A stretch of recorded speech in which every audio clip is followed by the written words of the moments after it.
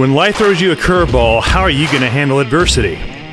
Welcome to the Fearless Mindset Podcast, where you're about to go on a journey as I interview security, business, and entertainment leaders on what it takes to stay fearless. I'm your host, Mark Ludlow, and enjoy today's episode. And right there, after he did the EKG and all of this, he said, "That's it for me. I'm not doing nothing with this guy because I'm not going to be responsible for him." And and I told them they're beating me. Like, they said, "You keep beating him and all that. He ain't going to make it. And he's your responsibility. Get him out of here. I'm not going to be responsible unless you keep him here." They said, "Nope, we're not keeping him here." I said, "Then take him out now. If he dies in the cell, not here." Wow. Did they realize you're an American citizen? Of course. They knew everything about me. Did they realize the retaliation the government could have on them if they found out what they did to you? See, what happened was I'm a prisoner of war to them because the U.S. is part of the coalition. Right. And so to them, I'm a prisoner of war. If I die, tough shit. I mean, tough luck. Yeah, they don't care. And it's like, you came here to die, so die. Wow. Yeah. And so, even in the hospital, I'm shackled, feet and hands, and, bagged, so I couldn't see nothing or see who it is or see the doctor. Nobody. Wow. So when I left the cell, until I came back to the cell, I didn't see nothing, absolutely nothing. And so they brought me back to the cell. The next day, they brought my medication and the beating stopped. But the interrogation, of course, continued. So, time over time, I mean, it started getting, starting getting used to it. Okay, so they're going to interrogate me. Nothing else they're going to do to me. Instead, we just sit there and talk. Okay, no problem. But the overall threat that I'm not going to survive there was always there, and they tell you, at the end of it, looks like we're not getting anything out of you. I think we're going to move you up north to Houthi land, to Sada, where, people have been known if they're taking them up there, 90% of the times they don't even make it up there, they get discarded along the road. So, you think about things like that, but you have to, keep faith and hold your ground. What was how did you get released, and what was that day and time like that led up to it? What happened there? On September 20th, 2 days prior to that, they came around and they started giving you uniforms, prison uniforms. And I was still in the civilian clothes that they gave me when I first, got there. After, besides my underwear, they threw me a T-shirt, a shirt, regular shirt, and Bermuda shorts that they have taken out of the residence that belong to the general manager. But for the 6 months, that's all I've been wearing. And, but then 2 days prior my release, they came around and started giving people, prison uniforms. And I wouldn't take it. And I got into an argument with it, and they want me to take my clothes, and give it to them. And I wouldn't. Because I felt once you put these uniform on, you became part of that system. You're done. As long as you're wearing that civilian, stuff, that shirt and Bermuda shorts, you feel like there's hope. You're still not part of that system. You're just there temporary. And I wouldn't give it to them. When they ask you what's your size and all of that, I wouldn't give it to them. So during all that time that I was, in in captivity, of course, the U.S. government is, sorry about that. The It's all U.S. right. government been working, working on my release. Of course, they cannot. Yeah, of course, they cannot negotiate directly with them because they don't negotiate with terrorists. So behind the scenes, they've been negotiating my release via the government of Oman. Okay. So the Sultan himself was negotiating with the Houthis to bring me home, and it worked out. So the day of my release on September 20th, I was, sitting there in the morning reading the Quran, and I'm reading. If you've heard of the story of Joseph, the prophet Joseph. Yes. And when he goes to, he was wrongly imprisoned by the women. Right. Yeah. So I'm reading that chapter, Mm-hmm. and faith. It is faith. You want to say it's faith. And the last verse I'm reading is when the king orders, or the pharaoh orders his release from prison. No kidding.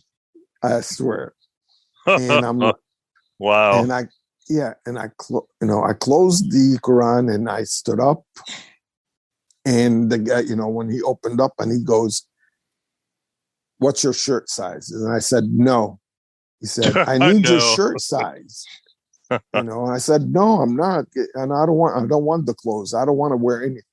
I'm happy with these." He said, "No, I need your shirt size. What's your pants size?" I said, "No, I'm not. I'm not going to wear that prison uniform." And he's like, it's not the prison uniform. I also need your shoe size. Now, when he says shoe size, that's the only time they would ask for your shoe size is when you're getting out. Knowing from prior guys that, they took out, coming asking them for shoe size. Mm-hmm. And that's when I was standing in the corner right next to the makeshift bathroom. Mm-hmm. And I dropped down to my knees and just, started crying. My two cellmates ran up to me and started hugging me and, congratulating me and all of that. But at the same time, you didn't believe it. I didn't believe it because, on several occasions, they have done this before to other inmates where they're telling them, the UN is working on your release. The International Red Cross is working on your release, and they would take them out and say, "Okay, you're going home," and they would go, and 4 or 5 hours later they'll bring them back, saying, "Oh, it didn't work out." So the same thing here, and it's like, okay, but the sense of hope is there, but you don't believe it until you're actually gone. Mm-hmm. So I gave them that, and they, 2 hours later, they took me out of the cell, set me in the hallway. This time without the shackles, without the bag, without the blindfold, and first time ever seen what the facility looks like outside the cell. Sure. And we sat there, and the next thing, 2 minutes later, 5 minutes later, something like that, they brought Scott over, the guy who they captured with me, Scott Darden, and he's looking at me and he's like, "Is it true? Is it true?" And I said, "I hope so. I'm not sure." And about an hour later, they brought our clothes, and it's like, "Oh, here you go, change." We said, "Okay." We started to change. I put the shirt on, and it's like, what the hell? They brought me like, felt like they brought me an XXL shirt, but it was the same size shirt that I told them. And the pants, I put it on, and it's like I could fit another person in there. And I said, why'd you guys bring? Said, you told us these sizes. I didn't, being there yourself, you don't realize you're losing weight. You have no So idea. I have no idea. I've lost 38 pounds. Yeah. Weight loss program, become a prisoner of war. Oh, yeah. 38 Wow. pounds. And it's like, whoa. Yeah.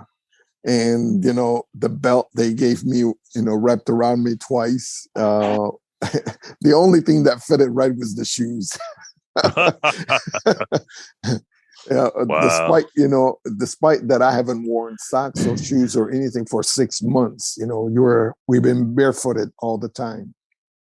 Even walking back and forth, you're barefooted. Even when you go to interrogation, barefooted, never wear anything else. So, yeah, we, then they made us shave our beards. My beard was like down to here, pure white Santa for Claus. 6 months. Yeah. And they said, no, you have to shave because you have to look good, They want you to look good now. Yeah, and you could see they what were I looked like. The government was coming after you. Yeah. They didn't want, they didn't want us to look bad in front of the cameras, that they've been treating us bad. And so the last minute, they tried to make us sign confessions, myself and Scott.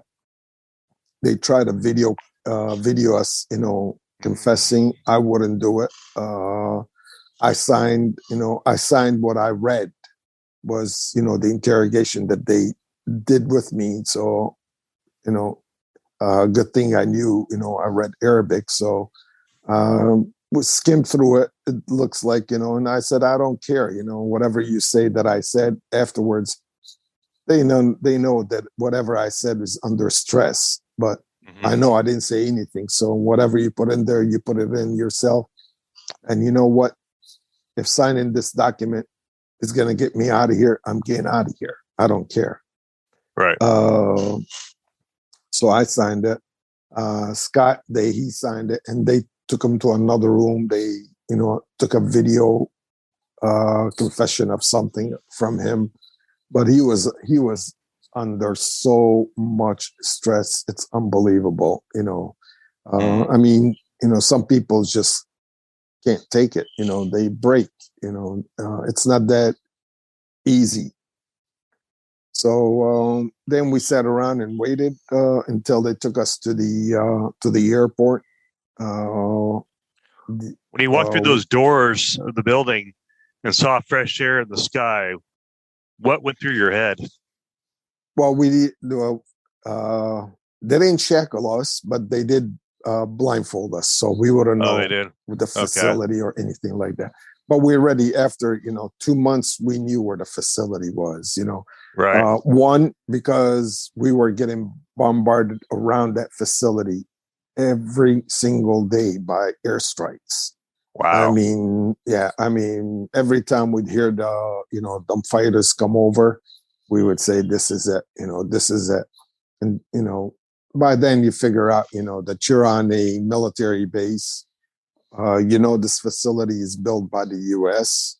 It is, the guys that were there before us, the Al-Qaeda, told us that, U.S. personnel would come and check on them. So, and they would, it's like, we knew it was, agency guys coming in to make sure the facility is run right. And, they're not being tortured. They're not being, whatever. But,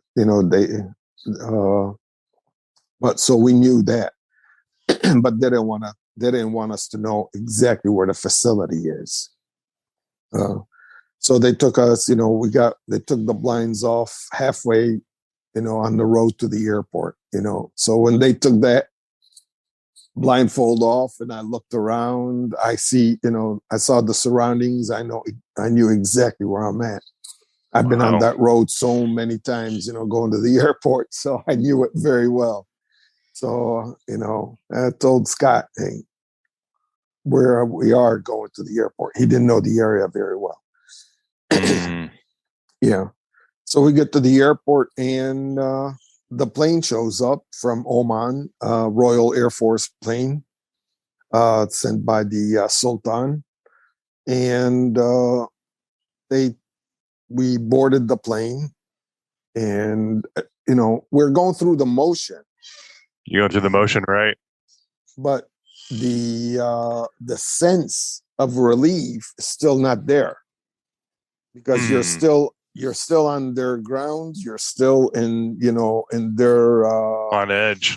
On the edge, you're still. I mean, you still don't know. The last minute could be pulled off because to tell you afterwards what happened was we got on the plane and we sat. And me and Scott, we started talking, and we're like, the Omani rep comes and he tells us, thank God for your safety. We're taking you back to Oman, but we are waiting on one more American that we are going to take with us.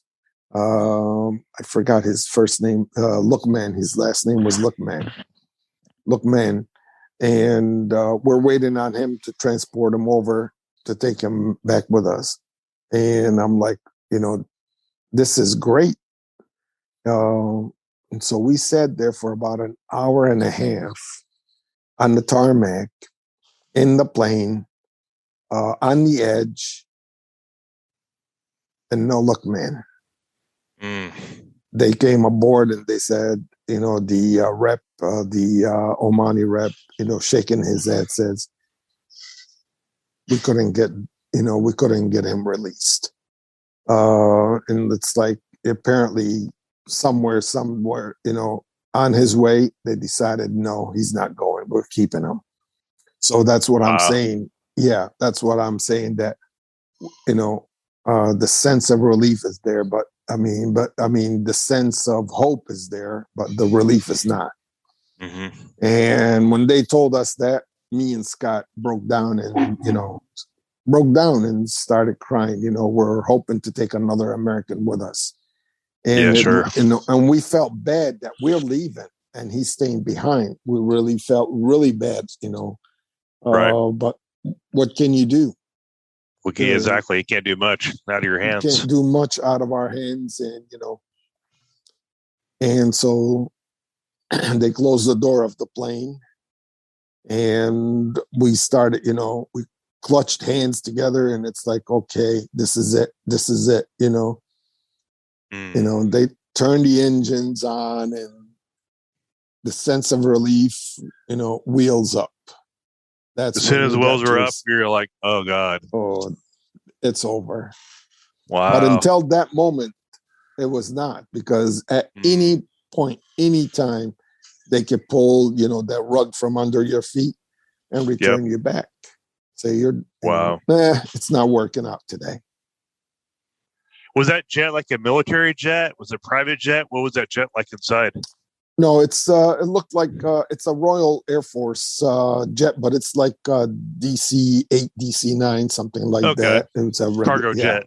Yeah, no, it's not a cargo. It was like a passenger jet from the how we have like private. We have passenger jets with the Air Force. The same thing. Yeah. Okay. So then you guys go wheels up, and then all of a sudden the relief just hits you. You're like, it's over. Oh yeah, we took that deep breath, and it's like we're on our way. Did you guys just pass out and take a nap? Yeah. It's like, give me a Coke, okay, give me water, then you're out for the flight. Yep, we're like we hugged each other, and it's like it was sense of relief. I got to tell you, seeing Scott, it was the third time I saw Scott since our captivity. And the first time I saw Scott was 120 days later when they first took us out to the court. It was 120 days that I have not seen the sun.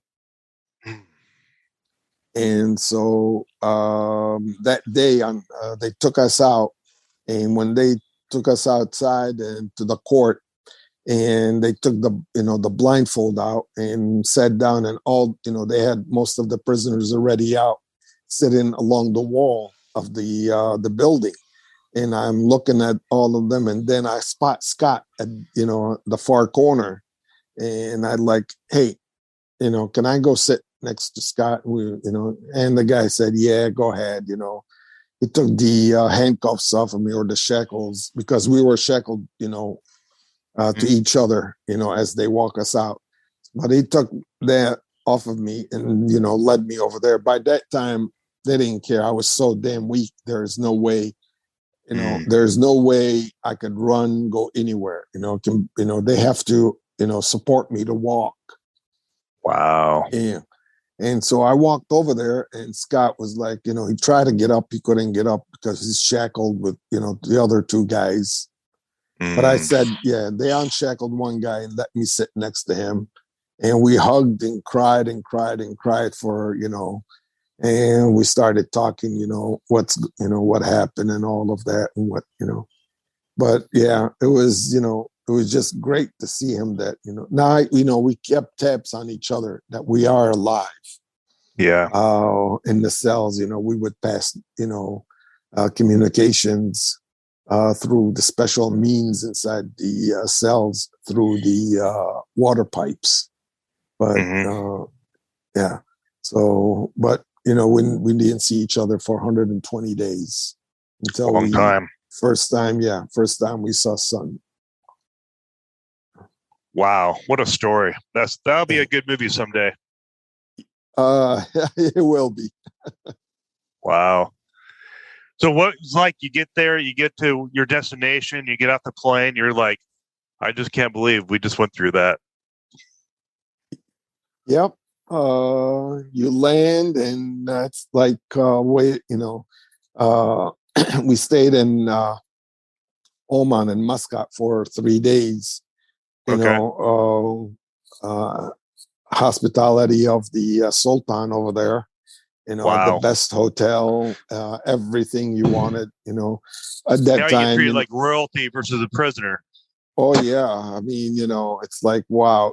One day you're fighting for a bottle of water and a piece of cheese to eat. The next day, you got the freaking buffet in front of you that has every single food that you can think of.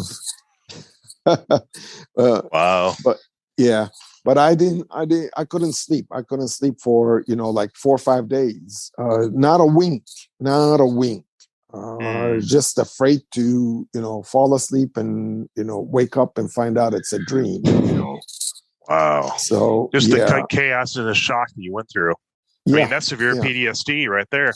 Yeah. Not a wink. I mean, I want to sleep. I'm tired, but just couldn't. Every time I'd close my eyes, I'd just open them up and says, no, not yet, just to make sure it's not a dream. It's, and you're going to wake up back in the cell again, like many dreams I had when I was in a cell, dreaming that I'm with the family, or I'm on the beach or that. And then you'd wake up and it's like, well, you're back in the cell, and, it just kills you. But in a way, psychologically, you're not even able to enjoy what they're giving you psychologically.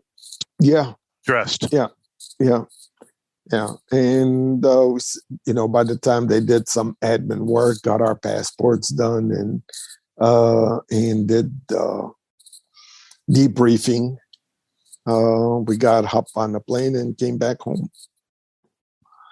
So when you get back home, was it like a big parade? War survivors, heroes for you? What was it like? Just go home and you want to be away from everybody. Just want to check out. Well, I had, a good welcoming home at the airport. One of the VFWs, motorcycle club, VFW, all Vietnam vets, and, and first Gulf War vets and stuff like that. Motorcycle escorted me home with, They were at the airport. All the news channels were there, and good welcoming. As went home and started trying to get my life back together. Sure. Yeah. Right. Overdue bills. Overdue. Yeah. Where calling up. Here's the funniest one was calling up American Express, and it's like I'm getting this. I'm going through my mail, and my American Express, my limit dropped to $2,000. So I called them up, and I said, "Hey, They said, well, because you missed 2 payments, and there's no activity on your card for the last 6 months." And I'm like, yeah, that happens. I said, look, lady, this is what happened to me. And, I tried to get my American Express over there to order a pizza, and they wouldn't let me. And they don't care. They don't. They really didn't care. It's like, well, we're sorry, but this is our policy. Oh, wow. And I'm like, okay, thank you so much. Never do business with them again. Unfortunately, I still have that card, but what have been the benefits? I mean, you sacrificed a lot. You almost lost your life. What kind of doors have opened for you? Like, I always tell the youngsters getting out of the Marine Corps, you really don't realize the benefits of being a Marine until 10 to 15 years after you served in the Marine Corps. There's always doors that open. What kind of opportunities have you been presented since you went through that whole you lived through hell for a while and you got out? What has been, what type of things have happened to you since then? I don't know. Unfortunately, not much. I still get, some consultancy jobs, but, main jobs, for some reason or another, it felt like, what do you want to call them? A broken arrow or something like that, Okay. It's like, we thank you for your service. We appreciate what you have done. But it's like that black stigma or something that you got caught. And it's like, wait a minute, it's not like you just got caught, And one of the main reasons people don't understand is the main reason that I was captured or kidnapped and tortured and all of that was because I was a U.S. Marine. And that was, wow. They embedded that in me so many times because they knew my history. They knew when I served there as an assistant defense attaché at the American Embassy for 3 years, right after 9/11. I reported to Yemen on October 15th, 2001, right after 9/11. I got orders to go there because of the global war on terrorism. My orders still got on presidential recall to active duty for the global war on terrorism. And at that time, I had orders to go somewhere else, to Egypt. And my orders were changed because the hotbed at that time of Al-Qaeda was Yemen and Afghanistan. And we haven't gone into Afghanistan, but the hotbed of the training camps and everything else was in Yemen. And so I was sent over there as an assistant defense attaché. And I worked with I worked as a liaison officer to create the first CTU unit, the Yemeni CTU unit the counterterrorism unit to fight Al-Qaeda. I was there, when they created the National Security Bureau. I was there, when all the cooperation, military cooperation between the two countries. I was there for many, many visits. I came on the heel of the coal investigation and assisted in that also in Yemen with NCIS and the FBI. I have a picture with me and Director Mueller standing on Aden Airport, and when he was there, on the last part of the investigation of the coal, I provided security advice and assistance to many diplomats, American diplomats, up to include Vice President Cheney when he came to Yemen. Wow. So, we've done a lot over there. We did a lot. And, a lot of people would say, wow, wow, wow. I'd say it was an honor. It was, it was something that I signed up for. I left my family and all of that, and I was in a reserve and recalled to active duty. I had a job with the state as an auditor. I left that. I had a business and left that just to go, to serve. And all of that was a reason for them to, take me in, kidnap me, and kept me captive, because they knew the guy who was interrogating me said, I know 95% about you. I know from the day you created the NSB, and he was an NSB officer himself who turned Houthi, and he was interrogating me and saying, I know everything about you from 14 years ago. And the main reason was you served as a defense intelligence agent, as a defense attaché, as a United States Marine. But,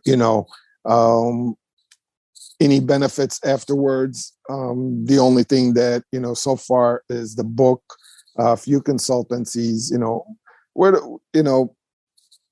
you, like myself, and people like us, we don't look for, rewards. If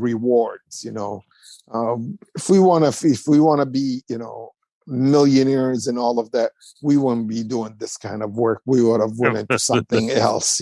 That's true. It's not about the, it's not about the money. Mm-hmm. It's about, the principle of, taking on a responsibility and protecting people. And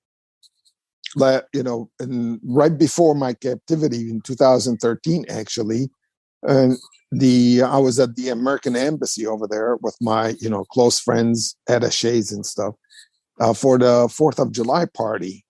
Mm-hmm. And as people started to leave, now when I was with the embassy, used to host the same thing, but now I'm on the other side as a civilian. Mm-hmm. So I'm there, and people started to leave, and I said, "Oh, that's my cue." As I'm standing with that at that time with the ambassador, mm-hmm. and the attachés over there. One of my very good at that time, the army attaché, his name was Walid Nasser, who was also Lebanese American, and he was the American attaché over there. And we were like, and she told me, "Where are you going, Sam?" And I said, time to go. Civilians are leaving. You guys, the staff, have to clean up, And she's like, no, you're one of us. You stick around. Mm-hmm. And she said, your uniform is off, but your responsibility is still there. And just like your uniform is off, but your responsibility is still there. Right. Well said. Well said. May not be a Marine Corps uniform yet, but we still have the value and the responsibility to our country. Yes, to our country, to the American people, to mm-hmm. To our way and freedom. Mm-hmm. One of my son is in the Air Force. He's stationed in Alaska, tech sergeant. And one day he asked me, "Dad, what do you think about people kneeling, when they're playing the national anthem?" And I said, we have to step aside from that. And because we swore and took an oath to protect the Constitution of the United States that provides them mm-hmm. that freedom to do whatever they want. I may not, mm-hmm. I may disagree with what they are doing, but Right. you have to support what they're doing. That's, there's two different things, you know, Yep. It's true. that flag means a lot to me and you, but, to some people it doesn't, but that is provided by that Constitution, which you and I Mm-hmm. swore to Right. uphold and defend. Right. Yep. Well said. I was going to ask you, you've had an amazing life. I mean, the stuff you've been able to do, aside from being, held hostage and as a prisoner for 6 months, you work with the mayor. They call him the mayor, Giuliani, and the guy is very talented and gifted. Whether I'm not trying to be political, but the guy's done a lot for the city of New York. Yeah, again, aside from the politics that he's involved with Trump and all that, he was a very talented mayor. He led, after the fall of the Twin Towers, he was right there. He was part of a lot of stuff that happened down there in the rebuilding of New York from crime. They had a crime epidemic in New York, and Giuliani cleaned that all up. And he's done phenomenal things. And you've been around Giuliani, you've been around Eric Prince, and you've been around some amazing people in U.S. history. And that's quite an accomplishment, aside from your own accomplishments, being an advisor to Vice President Cheney back in the day, on the ground, working with these major policymakers back then. That's pretty wild. And I can say a lot of people that do podcasting stuff, I don't think they've had a lot of this rich experience like you've had. Well, it's been a great career, great life. I would not change any of it. My family been very, very, very supportive. Mm-hmm. Every time I used to, need to go on a stint or duty or whatever part of the reserve, my supervisors at work, right after 9/11, the day of 9/11, I was in Lansing, Michigan, and doing training for I was an auditor, quality control, and for the state of Michigan, and that happened. And right there, my supervisor knew what my job was in the military. She knew who I worked for, and the clearances and all of that, because I had to to get that job, I had to let her know, because any time of the day, I can be recalled because of my position. And when things got cleared up that it was a terrorist attack, and she looked at me and she said, "It looks like you're going somewhere." And I, as soon as she said that, an hour later, I get a phone call from Headquarters Marine Corps telling me, get your butt down here, So, September 12th, I reported, and I was on active duty for 3 years. Wow. I left everything behind, and had, and it was, something that, like I said, we weren't collecting that paycheck for the GI Bill or this or that for being comfy at home. We knew there was a time. And by the way, this is the second Gulf War, or the second time I get recalled, got recalled during the first Gulf War too. Right. So, we knew there, and, we knew what we signed up for, and everybody, respects that and loves that. And, when people come up and say, thank you for your service, and you're the same probably when they come up and say, thank you for your service, in the back of your mind, you're saying, you just don't know that it was an honor to serve. Mm-hmm. Yeah, absolutely. Without a doubt. I know the big talk right now, Sam, is people are wondering, will America be getting attacked again? Because we just took out Iran's top general in Iraq with that drone strike. And a lot of my friends are going, hey, it's just a matter of time. Well, we're going to get hit again. Somewhere, some way. The U.S. will probably get a ground strike, maybe some sort of hit, bombing.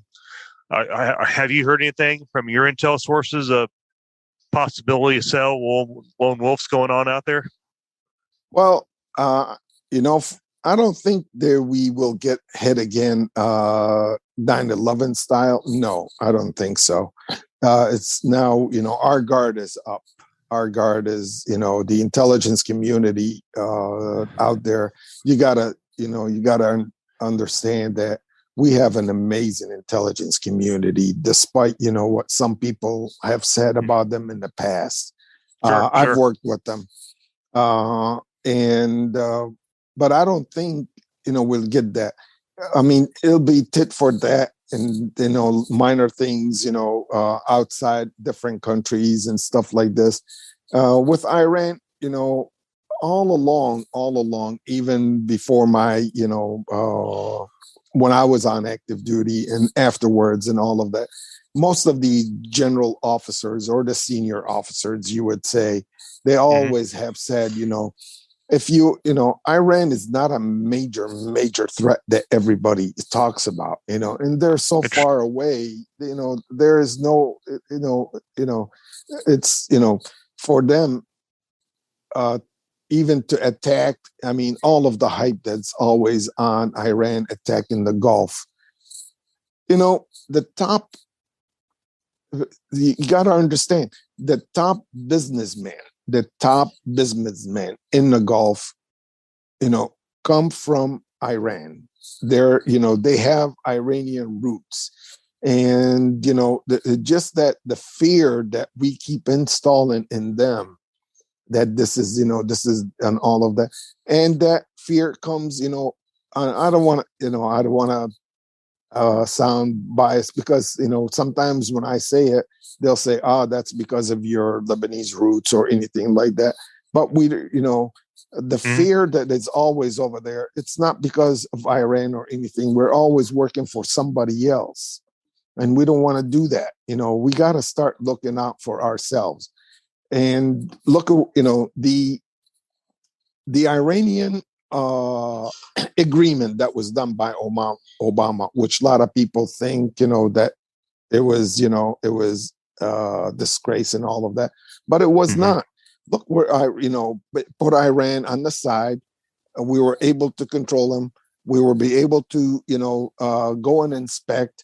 I mean, saying that Iran was doing this, and then you have even our own intelligence agencies were telling us they are nowhere near.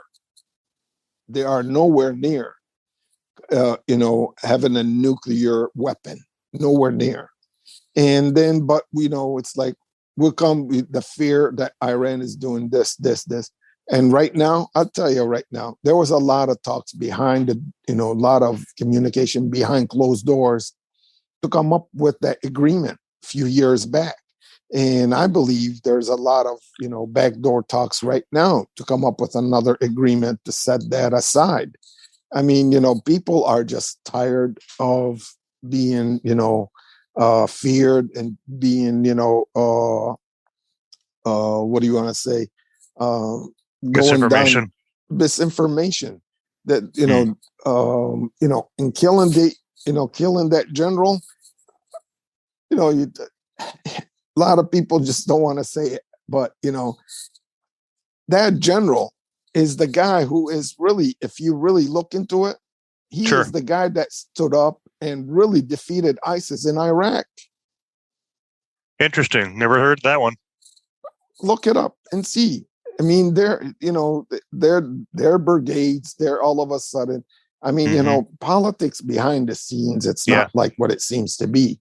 I've sat on meetings between senior people with with government, with presidents and ministers and all of that of other countries, and what we talk about is always different than what we come out and say.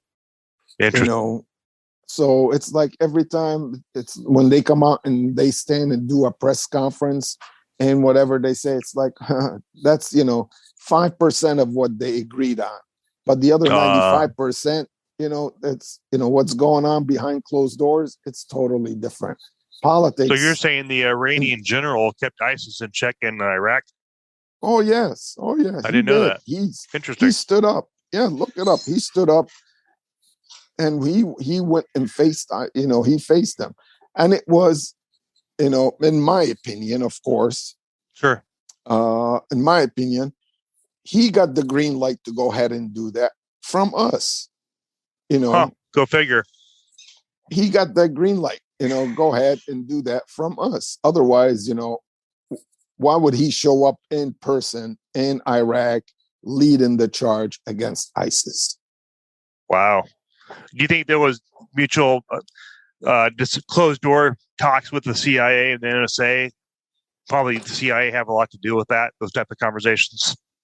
Oh yes, oh yes. There's always open channels between them. There is, there is never.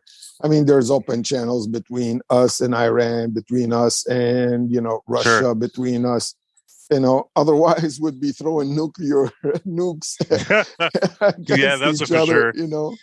Because I know it's different media groups. I'm not going to say names of what media group, but they seem to give Iran way too much more power than they think. Iran's going to do this, or Iran's going to do that. They're going to blow us out of the water, and they're so dangerous. And I'm like, oh, okay. Well, I don't know. And then that's the information we get fed on our media cycles. Yeah, it is. It is. I mean, and like I said, people gobble it up and they believe that, and but how come they haven't done it? How come they Good haven't point. done it? Right. Yeah, and like my mother once said, we were in in southern Lebanon. We're about my village is like about 20. I want to say about 20 kilometers off of the border of Israel. Or in Lebanon, you can't say Israel; you would have to say the occupied territories. And and she said, "Okay, if Iran, you know, and Lebanon is a close friend of Iran, or part of it anyway, the southern part, who is, with Hezbollah or whatever, that are, they get their support from Iran. Okay, if Iran was want to throw a nuclear, bomb at Israel, okay, who's the first people gonna get affected? Southern Lebanon. In southern Easily, Lebanon, hands down. Right. yeah. So what are they gonna do? Just put a shower curtain on the border to protect us, or what? You Right. know. So it's like their ally is the first ones that are gonna get affected by something like that. So why Right. why do you, why would they want to do that? Sure. That It makes would not sense. be to the best of their interest. The same thing as um, you know, maintaining Israel as our greatest ally over there and all of that. Of course, there are allies in all of this, but we have to start looking So you think more. there's more fear mongering by Israeli against Iran because they hate each other so much? Oh, that's for sure. I mean, that Okay. is absolutely, the warmongering, between Israel and everybody that is not So allied it's more with like it. a power talk with It Benjamin. is. Benjamin, the former prime minister, he just got voted out. They get the new one in there, but it seems like to me there's like a lot of fear mongering, war talk because they hated Iran so much. That's It, what it seemed like to me. exactly. That's what it is. And and the Gulf, the same thing.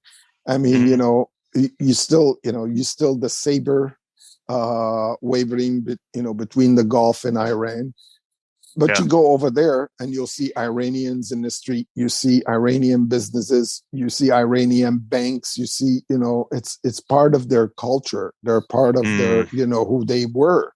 I mean, the Persian Gulf was part of the Gulf. Right. So it's What all there. country? What country out there keeps the peace with everybody? What's the neutralizer? Who's the neutralizer out there in the Middle East? You would have to say Oman. Oman is the neutral country that tries to keep the peace with everybody, tries to negotiate, even with the coalition.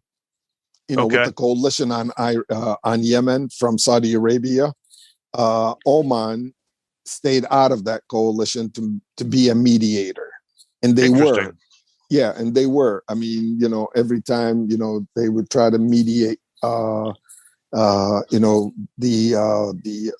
what's called the peace talks between the Houthis and Saudi Arabia and UAE, and and these countries, even Saudi Arabia right now and the UAE, I bet you, I could feel it that they are sick and tired of that war on Yemen. Because it's Right. draining their resources, it's draining, their, Sure. it's draining their perception of people outside of that, they're, strong countries against a poor country, but they don't, they really want out of that war. I believe they really want out of that war, but, fine, somebody got to break and find a solution there, which I hope they do soon. The people of Yemen, I want to say the people of Yemen are suffering, they're suffering.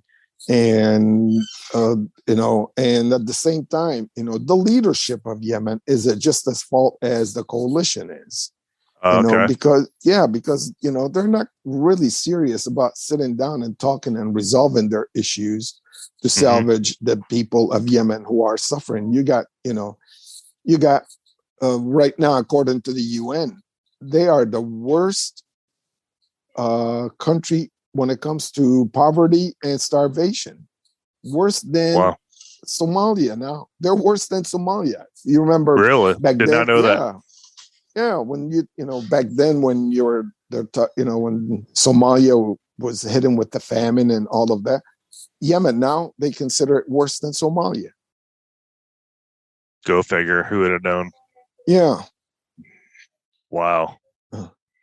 So we really, we really need to re-examine. The Biden administration right now, they cut the coalition ties with Saudi Arabia on Yemen, just to put pressure on Saudi Arabia and the UAE to come to a solution for them, which I hope it works out. And I know they do. They knew. Saudi Arabia and the UAE, they both want a solution. They want to get out of that mess. It's their Vietnam, they call it that. What do you think the outlook for the Middle East looks like the next 5 years? Do you think it's going to be pretty peaceful? Do we have balance out there right now? Everybody, like you said, there's so much media hype over Iran getting missiles and nukes and blowing people up and taking out Israel and all that. What's your thoughts on the future of the Middle East as far as peace goes? Within the next 5 years, I think it's not gonna be stable, but it's gonna be a little bit rough, especially what's going on, especially not as much in the Gulf as much as what's going on in the Middle East. Between Syria, Lebanon, the occupied territories of Gaza and West Bank and Israel. And all of that. These are very important,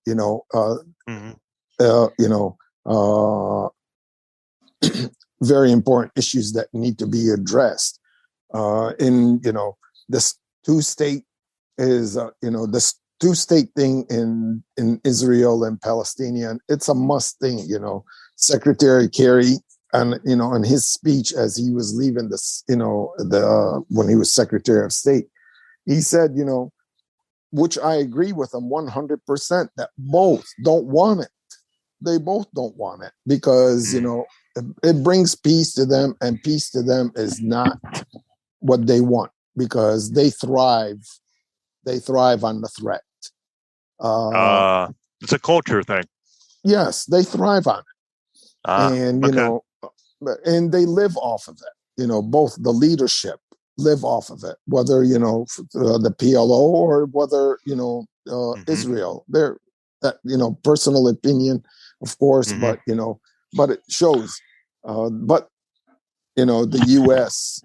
needs to take a stand and say, "Hey, Israel, you're our ally, and we support you 100%, but we need to come." We need to come to this, to two-state solution, have your state, have their state, and move on. 50 some years is enough. Do you think we're going to have any blowback with the whole Afghanistan thing, with the equipment left over there, with the Taliban taking over and Al Qaeda? Do you think there's going to be a big explosion of crazy terrorism over there coming over to the Western side? Or what's your thoughts on all that? Oh, we'll be back within 5 years. Good. We'll be back there in 5 Short years. Short answer.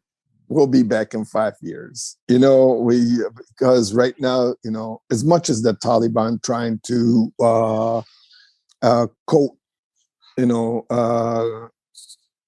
quote what is going on over there, that they are going to be, a democracy, democratic nation and all of that.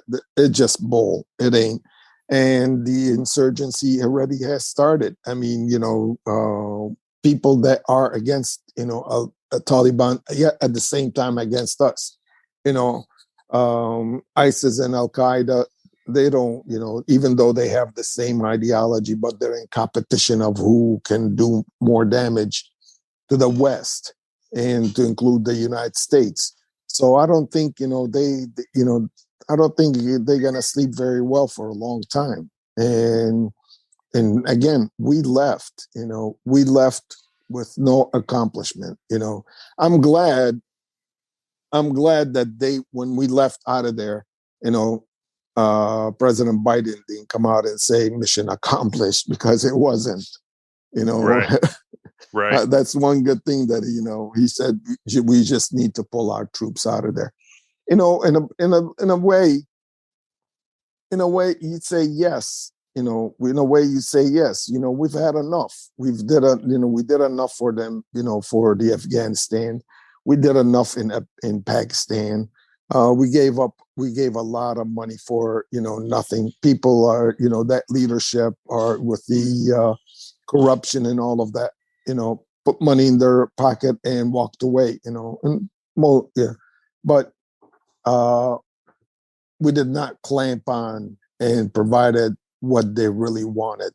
And I'll tell you, I want to say probably 10%, 20% our fault, but the 80% is their fault.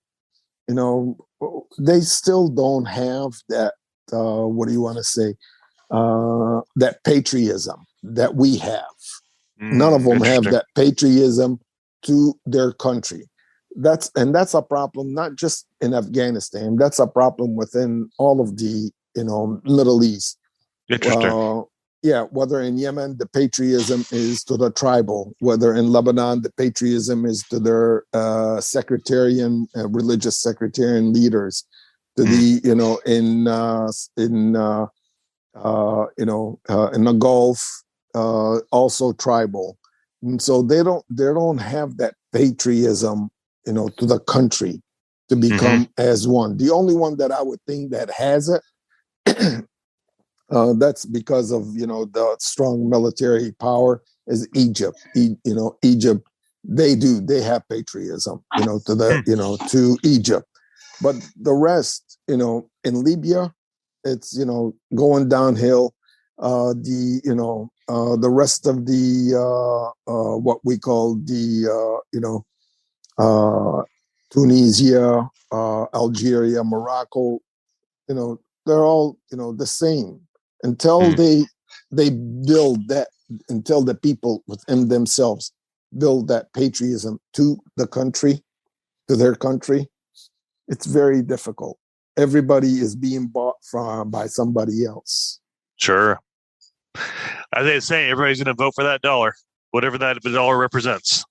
Money makes the world go around. If you're tribal, Taliban, doesn't matter. And the funny thing is they damn the dollar, but but everything else is pegged off the dollar. No matter where you go, where you go, everything is pegged off the dollar. So here's $1 million question: Who is the biggest adversary to the United States right now, as you can see geopolitically? I would have to say 2 countries, Russia and China. Boom. That's what I thought. I would say there, there's, even though there's still always that backdoor talks and all of that, but it's not the what do you want to say? Uh, we're not going to be looking at the war. I mean, striking each other. It's more economic right now, and that's something. It's even more devastating than having an all-out war or nuclear and all of that. The economic war is horrible. Is horrible. As you can see, one of them is in Lebanon. The dollar was 1,500 liras, pounds. Now it's 25,000. I mean, it's horrible. It's like a depression. Yeah, it is. It is. It's not like it is a depression over there with that. But that's, and that's what's going on between the United States and what's called in China. But between the U.S. and Russia, it's always about territory. And territory, Russia wants to reclaim some of that, post USSR, territory, especially in the Ukraine and Crimea and all that right now. I was just reading a couple of days ago that, Ukraine is ready to do some, MOUs with the US, but Crimea is still under the, the Russian influence. And so it's always been between them. Russia is hanging on to its last stronghold in the Middle East in Syria. That's why. Oh, that's true. Right. Yeah, that's why, the U.S. ain't able to do anything much in Syria or topple Assad the government regime. there. Yeah, so, it's always. Assad is Putin's puppet. Yeah, well, we say that, and the same thing, of other countries that are under, the U.S. influence, they'll say the same thing. True. So between the U.S. and Russia, it's always about territory, and influence right. in the region. Yeah, but China is more. That's right. Economic. The threat is economic and industrial. So now the wars are changing towards, like you said, economic wars versus blood war. It's more about business war, like cyber war. Now we're seeing cyber take down infrastructure, IT, all kinds of networks now, and causing billions of dollars of damage by dropping Wall Street by 1,000 points. So it's kind of crazy how things have changed. Yeah, exactly. Exactly. So the top generals are looking at things completely different. I told somebody not too long ago, the next war is not going to be bullets and bloodshed. It's going to be cyber hits and taking down utility grids or taking down banking infrastructures so nobody can do buy or sell or trade. That's how you control the population. Yeah, well, yeah, the threat is, there, and the threat is higher. It's a funny thing because every day I open up my emails and, the jobs that used to be, before a lot of, consultancy on this or, hidden on the ground consultancy and all of that. Now I open up and, look at LinkedIn or Bay and all that. And you'll see like one job for something and 5 jobs for IT security, IT, in cybersecurity. That's where it's at. Yeah. Yeah. And that's, that's where it's heading. People are just sitting at their computers and sitting, and you're starting to have an offense and defense, people trying to break in, through door and this, and people trying to maintain, blocking, on the defensive side. And it's, it's the future. I know a lot of people want to get in the bodyguard role, be an executive protection agent or a protecting agent or work overseas. But as a contractor, but I don't see a future in the U.S. For Middle East contractors. I just don't see that. Do you think I'm wrong, Sam, or what do you see going in the future? Do you think there's going to be a big rush for military contractors to go back overseas to keep things stable again? I think so. It will. I mean, the threat is there. The threat has never been gone. Got it. And despite, sometimes it slows down a little bit, but one little thing, you let your guard down and then you're gonna get hit. And so that's one of the things that, like you, myself, and I, we always tell them, we try to mitigate as much as possible, what is going on over there, but you never let your guard down because there are No. sleeper cells and they are just, waiting for that right moment to make a name for themselves, to make, to start up something, to, uh, they want to, they want something, attract attention to themselves, and that's how they do it. And so, and as much as I do, they only attack the weak. If you go there with, thinking, oh, it's, Beirut is so beautiful, I mean, nothing will happen. But guess what? You go into some neighborhood or anything like that, that is not American friendly or is not, and you might find yourself on that X that we call the X, and you're not prepared, so you're gonna get that hit. That's a good point. Well, that's good to know for all the contractors. I know there's a lot of contractors that are stateside right now because things kind of dried out over there. So I know a lot of people want to get back out of the U.S., go make their money. They love it over there, and we have a lot of work in the executive protection industry right now, bodyguard world here in the stateside. I'm thinking with the infrastructure bill they just passed, I'm going to be some money allocated for those contracts too. But yeah, we had a good talk, folks. This is Sam Farran. He's from Lebanon and the Middle East, and he's a subject matter expert on the Middle East, and he's worked with Mayor Giuliani. He's worked with other government agencies. He wrote the book, The Tightening of the Dark. It's his story about being captured as an American prisoner in Yemen. He tells that story in that book, and he's just sharing basically his experiences and what it was like to be captured as an American military soldier. Well, you weren't military; you were a government contractor at the time. You've been out of the Marine Corps for a while, and so that's kind of the stories shared. And if you want to follow this YouTube, subscribe to YouTube. We're on YouTube, Mark Ludlow. I'm on Instagram as well, and then we broadcast this on iHeartRadio, Amazon, and Apple Podcasts. And for you guys that are overseas and you don't have the access to an Apple phone, you can watch this on YouTube. So just subscribe to YouTube if you're overseas and it's too expensive for you to get that Apple phone. You can listen to this and Sam's talk about the Middle East on YouTube as well. So feel free to do that. And if you want to reach out to Sam, you can reach out to me or reach out to Sam on his LinkedIn page. Subscribe, follow him on LinkedIn, and I'm on there as well. And so we talked over 2 hours of content about Sam's life, his connection with Mayor Giuliani.